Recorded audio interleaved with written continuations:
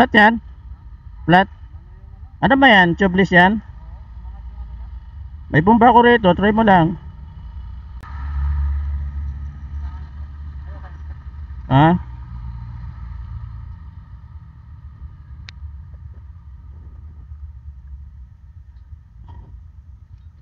Di ba lumabog to?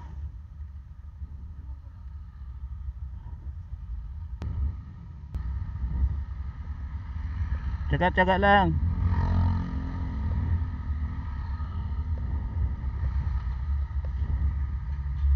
Kasi kagandahan ng ano, ng may sealer. Eh, itutusok mo lang yan. Patatapalan niya na yung butas. Oh my God! Wow! Ay, butas ano?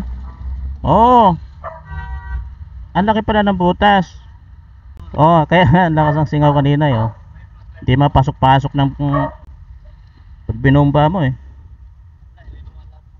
Sana all.